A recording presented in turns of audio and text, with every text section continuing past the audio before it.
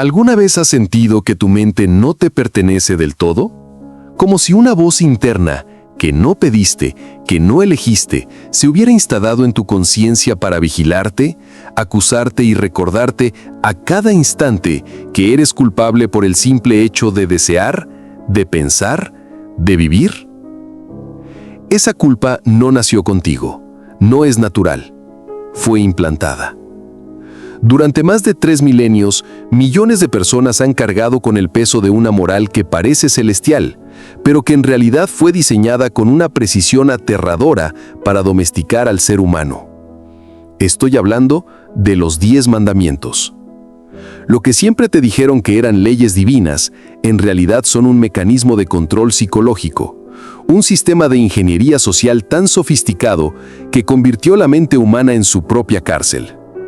Pero hubo un hombre que se atrevió a desnudar este engaño, Baruch Spinoza. Con la claridad de su razón, mostró que los mandamientos no eran revelaciones sagradas, sino instrumentos políticos. No buscaban elevar al espíritu, sino someterlo.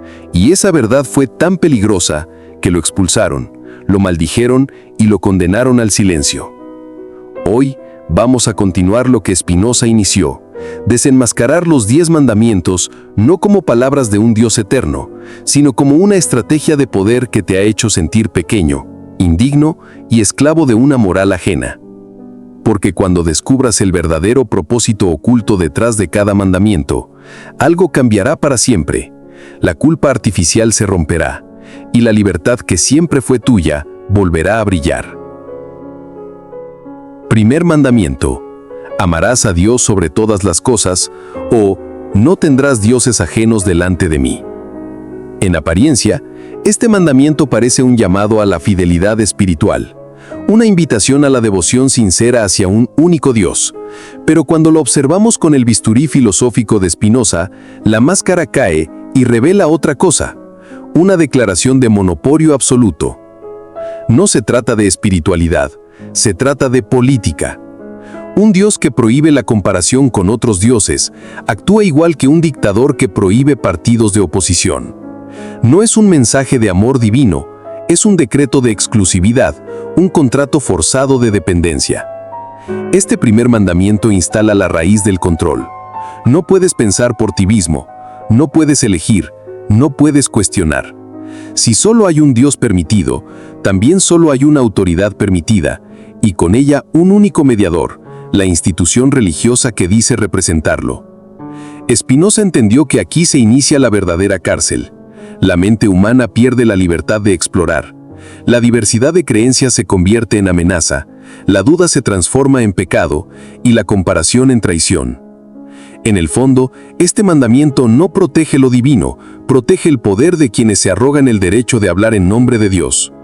Es el mismo principio que mueve a cualquier régimen totalitario: eliminar alternativas para garantizar obediencia. El precio que pagamos: la culpa de pensar distinto, la vergüenza de cuestionar y el miedo a buscar nuestra propia verdad. Un miedo tan profundo que ha mantenido a la humanidad sujeta durante siglos a la idea de que, sin obedecer al único Dios verdadero, no hay salvación posible. Pero cuando comprendemos que este mandamiento no fue revelación divina, sino estrategia de control, algo se rompe dentro de nosotros, la falsa autoridad se desmorona, y descubrimos que la espiritualidad auténtica no necesita monopolio, porque la verdad no teme a la comparación. Segundo mandamiento: no te harás imagen, ni ninguna semejanza de lo que esté arriba en el cielo, ni abajo en la tierra. A primera vista, parece un llamado a la pureza espiritual, evitar la idolatría, no adorar estatuas ni imágenes, pero detrás de esa prohibición se oculta algo mucho más profundo: el control absoluto de la imaginación humana. Piensa en esto: las imágenes son símbolos, y los símbolos despiertan emociones, inspiración, creatividad. Una cultura que crea imágenes también crea significados alternativos, caminos espirituales distintos, mitos que compiten con el mito oficial. Este mandamiento corta de raíz esa posibilidad. Prohíbe imaginar a lo divino de otra manera que no sea la que dicta la autoridad. Así, lo invisible se convierte en un terreno de control exclusivo. Es brillante, pero perverso. Porque al prohibir imágenes, no solo se controla la religión, Se condiciona el arte, la cultura, la expresión misma del ser humano. Y cuando la imaginación queda mutilada, el espíritu también se encierra. Este mandamiento instala una paradoja cruel. No prohíbe todo para dejar un solo camino posible. No se trata de proteger la pureza de Dios, sino de proteger la pureza del monopolio. Quien controla lo que puedes imaginar, controla lo que puedes creer. El resultado es una humanidad desconectada de su creatividad natural, temerosa de su propia fantasía y convencida de que soñar distinto equivale a pecar. Y sin imaginación, la libertad interior queda herida de muerte. Cuando rompemos este hechizo, entendemos que la verdadera espiritualidad no teme a las imágenes, porque la divinidad no se reduce a una forma, al contrario, se multiplica en infinitas formas, tantas como la mente humana pueda concebir. Tercer mandamiento. No tomarás el nombre de Dios en vano. A simple vista, parece una norma de respeto. No usar el nombre de Dios de manera frívola, no jurar en falso, no blasfemar. Pero detrás de esta aparente reverencia se esconde un mecanismo de blindaje del poder religioso. ¿Por qué? Porque controlar el nombre de Dios es controlar la palabra que funda la autoridad. Si el nombre es intocable, incuestionable, sagrado hasta en el uso cotidiano, entonces nadie puede pronunciarlo libremente, mucho menos cuestionarlo o resignificarlo. Spinoza observó que este mandamiento convierte el lenguaje en un campo vigilado. No solo regula lo que dices, sino también cómo piensas, porque pensar implica palabras. Si el nombre de Dios queda rodeado de miedo y tabú, entonces incluso tu mente queda limitada. Es un candado lingüístico, un candado que asegura que el poder detrás de ese nombre nunca pueda ser ridiculizado, nunca pueda ser puesto en duda, porque cualquier crítica se transforma automáticamente en sacrilegio. Y aquí está la genialidad de este mandamiento. No protege a Dios, protege a quienes lo representan. La prohibición de tomar el nombre en vano es en realidad una prohibición de debilitar la autoridad que se impone en su nombre. El resultado es una humanidad que teme hablar con libertad, que autocensura su lenguaje, que evita las preguntas incómodas. Una humanidad entrenada para respetar por obligación, no por comprensión. Pero cuando vemos este mandamiento con claridad, la trampa se revela. La divinidad auténtica no necesita defensores ni prohibiciones para ser respetada. El verdadero respeto nace de la comprensión, no del miedo. Y cuando dejamos de temer al nombre, recuperamos algo esencial: el derecho a nombrar, a pensar y a hablar con libertad. Cuarto mandamiento. Acuérdate del día de reposo para santificarlo. En la superficie parece un regalo, un día de descanso, un tiempo para desconectar del trabajo y dedicarlo a lo espiritual. ¿Quién podría oponerse a eso? Pero cuando lo miramos con lupa, descubrimos que no es una invitación a descansar, sino una orden para subordinar tu tiempo al calendario del poder religioso. El descanso deja de ser tuyo. No eliges cuándo, cómo ni por qué descansar. Es un día fijado desde afuera, cargado de prohibiciones, rituales y obligaciones. Un reposo que más que liberar, vigila y uniforma. Spinoza comprendió que aquí no se trata de bienestar físico o mental, sino de control social. Un pueblo que descansa el mismo día, bajo las mismas normas, se vuelve predecible y fácil de organizar.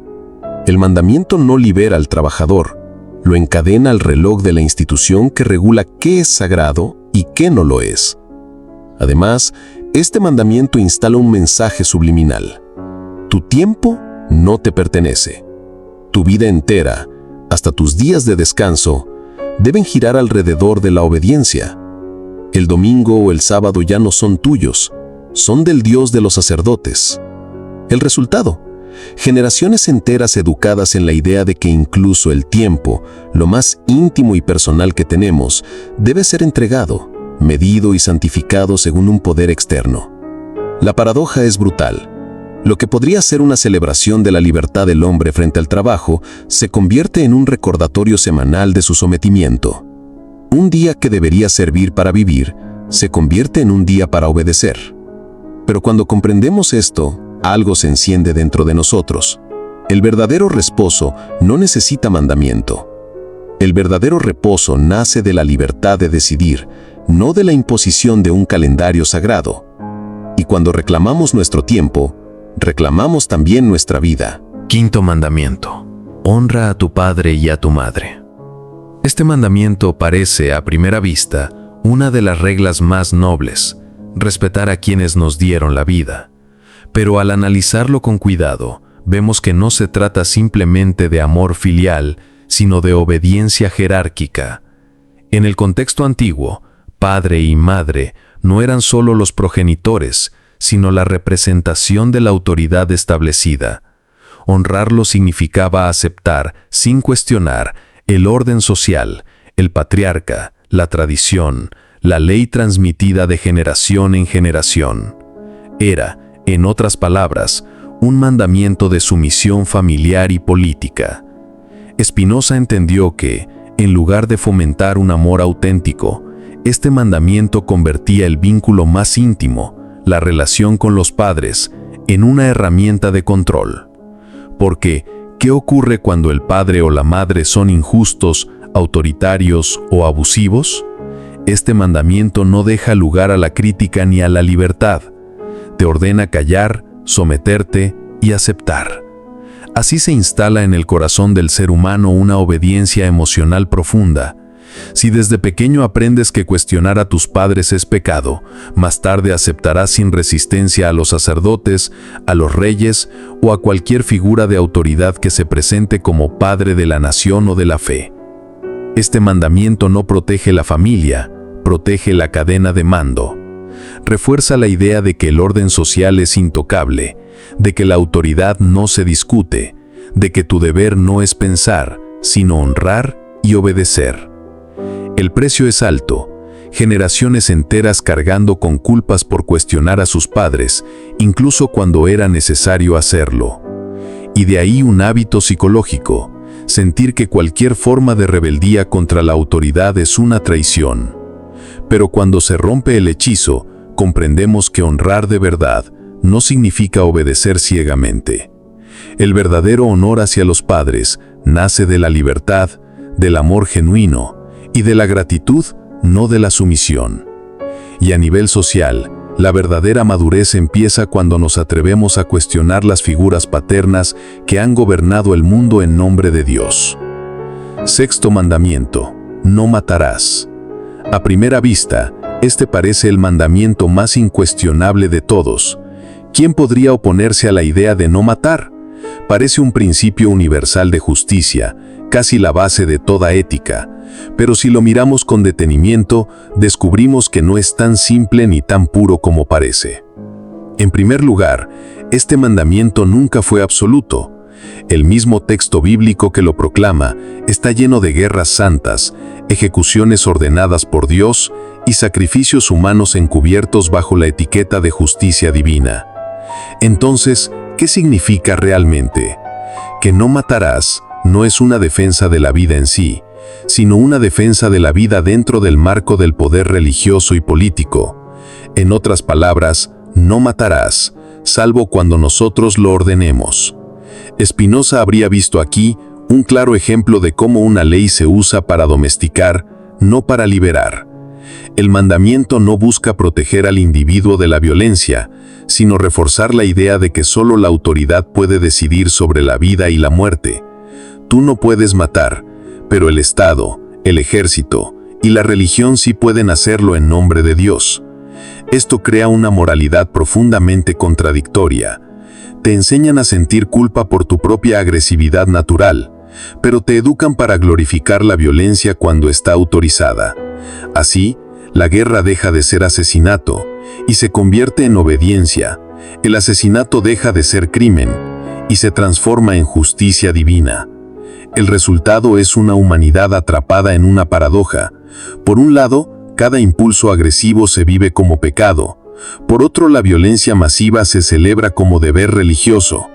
Lo que este mandamiento genera en el fondo es una conciencia dividida, incapaz de reconciliar la defensa de la vida con la obediencia ciega a la autoridad. Pero cuando comprendemos la trampa, vemos con claridad. La verdadera ética de la vida no necesita mandamientos condicionados. La vida merece respeto no porque una autoridad lo ordene, sino porque somos parte de una misma naturaleza. Y entonces, la regla deja de ser un decreto externo y se convierte en una comprensión interna. Cuidar la vida, porque en ella reconocemos nuestra propia esencia. Séptimo mandamiento: no cometerás adulterio. A primera vista, parece una norma sencilla para proteger la fidelidad en la pareja, pero cuando lo observamos desde una perspectiva crítica, descubrimos que este mandamiento no tiene tanto que ver con el amor, sino con la propiedad y el control social. En la antigüedad, la mujer era vista como parte de los bienes del hombre, junto con la casa, la tierra y el ganado. El adulterio, entonces, no se concebía como una traición afectiva, sino como una violación del derecho de propiedad de otro varón. Este mandamiento no protegía la intimidad del matrimonio como vínculo de amor, sino la pureza de la herencia, asegurando que los hijos fueran legítimos para mantener intacto el linaje y la transmisión de bienes. Spinoza entendió que este tipo de mandatos no nacen del amor humano, sino de la lógica del poder. El adulterio se prohibía no porque destruyera la confianza entre dos personas, sino porque podía desestabilizar el orden patriarcal, la autoridad del marido y, en consecuencia, la estructura social que descansaba sobre la familia como unidad de control. Así, bajo la apariencia de virtud moral, este mandamiento escondía un mensaje. La mujer no es un ser libre, es una posesión que no debe ser usada por nadie más que su dueño legítimo. No protege a la mujer, protege al sistema de dominación masculina. El resultado fue un legado de siglos donde el deseo sexual quedó cargado de culpa, la mujer fue reducida a objeto de vigilancia y la verdadera libertad amorosa quedó condenada como pecado. Pero cuando desenmascaramos el engaño, descubrimos algo esencial. La fidelidad auténtica no nace de la prohibición ni del miedo, sino de la elección libre y consciente entre dos seres que se reconocen como iguales. El verdadero amor no necesita cadenas ni mandamientos, se sostiene por la verdad, no por la amenaza. Octavo mandamiento: no robarás. A primera vista, este mandamiento parece el más justo y necesario, una regla básica para que la convivencia sea posible. Pero cuando lo analizamos dentro de su contexto histórico, entendemos que no era una ley universal contra el robo, sino una norma que protegía la propiedad de los poderosos. En las antiguas sociedades donde nacieron estos textos, no todos tenían propiedades. La mayoría eran campesinos pobres, esclavos o siervos. El mandamiento, entonces, no defendía la justicia entre iguales, sino la estabilidad del orden económico, impedir que los de abajo cuestionaran o tomaran lo que pertenecía a los de arriba. Spinoza habría visto en esto un claro ejemplo de cómo una ley que parece ética es en realidad política disfrazada de moralidad. No robarás no se aplicaba de manera simétrica. El poderoso podía despojar al débil en nombre de impuestos, tributos o guerras, pero si el débil tomaba algo para sobrevivir, era pecado y delito. De esta forma, el mandamiento cumplía una función doble. Protegía la acumulación de bienes de las élites religiosas y políticas e instalaba en los pobres la culpa de rebelarse contra su propia miseria. La paradoja es evidente. Los que elaboraban estas leyes no se aplicaban a sí mismos el mismo rigor. El robo oficial se llamaba diezmo, tributo o conquista. El robo del hambriento se llamaba pecado. Y así, durante siglos, la humanidad cargó con un mensaje subliminal. La propiedad es más sagrada que la vida. Un mensaje que aún hoy sigue resonando en nuestras sociedades. Pero cuando se rompe este encantamiento, comprendemos que la verdadera justicia no consiste en proteger la riqueza de unos pocos, sino en reconocer que los bienes de la tierra pertenecen a todos por igual. El verdadero mandamiento de la naturaleza no es no robarás, sino no negarás a otro lo que necesita para vivir. Noveno mandamiento: no darás falso testimonio contra tu prójimo. A simple vista, este mandamiento parece un principio básico de justicia: no mentir, no calumniar, no difamar. Pero si lo examinamos con la mirada de Spinoza, vemos que su función va más allá de proteger la verdad. Es un instrumento de control social y de preservación del poder. El mandamiento no regula la mentira en sí, sino qué tipo de mentira está permitida. Por ejemplo, los sacerdotes podían reinterpretar textos, imponer doctrinas contradictorias o censurar libros completos, y eso no contaba como falso testimonio, porque lo hacían en nombre de Dios. La regla estaba diseñada para que los débiles obedecieran y los poderosos pudieran manipular. Spinoza habría señalado que este mandamiento enseña obediencia mediante la culpa. Te hace sentir terror ante la posibilidad de acusar, juzgar o hablar contra alguien, aun cuando se trate de injusticia real. La conciencia queda atrapada entre la necesidad de verdad y el miedo a transgredir la norma.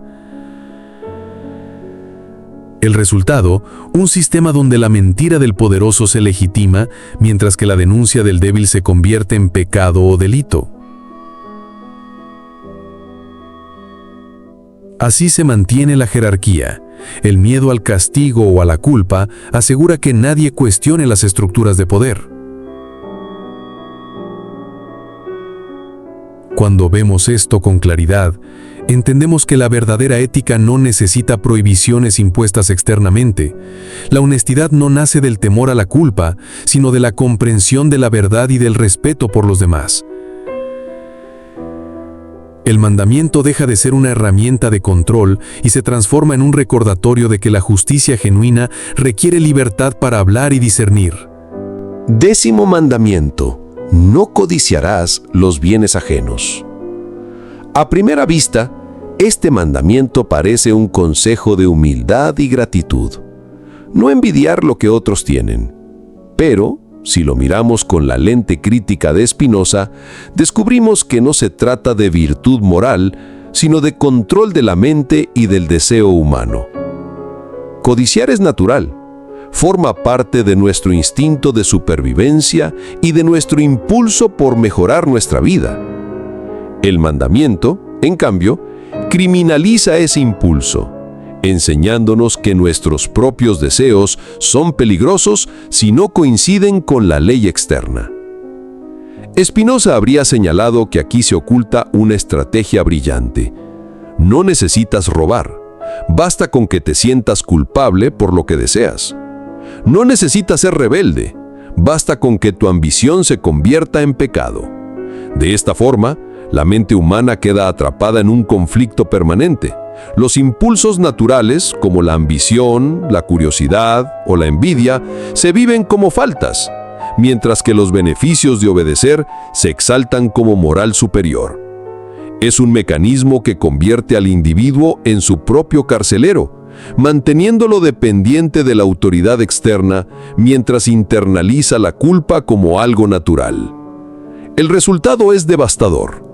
Generaciones enteras aprendiendo a reprimir sus deseos más humanos, a sentir vergüenza por aspirar a más, a vivir limitadas por mandatos que supuestamente vienen de lo divino. Pero cuando entendemos la verdad detrás del mandamiento, algo se libera. La codicia y el deseo no son pecados. Son herramientas de la vida misma para crecer, explorar y crear. El verdadero equilibrio no nace de la prohibición, sino de la comprensión y el autocontrol consciente, no del miedo a la culpa. Así, cerramos el círculo.